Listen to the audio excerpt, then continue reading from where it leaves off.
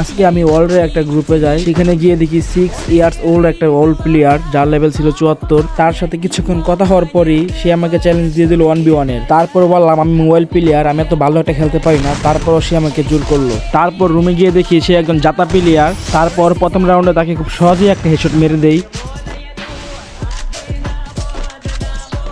তারপর দ্বিতীয় রাউন্ডে এসে দেখি সে খুব বেশি জাতা মারতেছিল।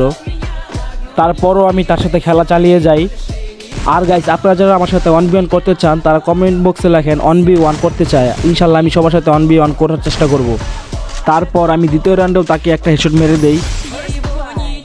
আর গাইস, খেলাতে হার জিত আছে, যারা আমার সাথে 1v1 করবেন আমি হারলেও ভিডিও আপলোড দিব, জিতলেও ভিডিও আপলোড দিব।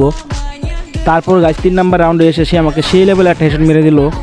বুঝতেই পারতেছেন গাইস, সে 6 ইয়ার্স ওল্ড একটা প্লেয়ার, তার মুভমেন্ট অ্যান্ড অ্যাকুরেসি খুব ভালো হবে, এটাই স্বাভাবিক। তারপর 4 নাম্বার রাউন্ডে এসে তাকে সেই লেভেলে একটা হেডশট মেরে দেই। তার মুভমেন্ট আর অ্যাকুরেসি যতই ভালো হোক, আমার সাথে 1v1 করে জিতা এতটাও সহজ না। অল টিকটকার চ্যালেঞ্জ, যত বড় প্লেয়ারই হোক, যত ভালো প্লেয়ারই হোক, আমার সাথে 1v1 করে জিতা এতটাও সহজ না। তো যাই হোক গাইস, 5 নাম্বার রাউন্ডে এসে তাকে সেই রকম একটা হেডশট মেরে দেই। আর এই প্লেয়ারটা এত পরিমাণ জাতা মারতেছিল, মানে পুরো জাতা প্লেয়ার। আমি তাকে মারতেছিলাম অন শট, আর সে আমাকে টু শট মারতেছিল, জাতা প্লেয়ার। তারপর 6 নাম্বার রাউন্ডে এসে তাকে কড়া একটা হেডশট মেরে দেই। তারপর 7 নাম্বার রাউন্ডে এসে তার মাথায় হালকা করে একটা ঠোয়া মেরে দেই, কিন্তু সে মরে নাই। তারপর সিঁড়ি উপরে ওঠার সময় দেখি সে প্লেয়ারটাও লাফিয়ে লাফিয়ে উপরে উঠতেছে, আর এই সুযোগে তার মাথায় একটা ঠোয়া মেরে দেই।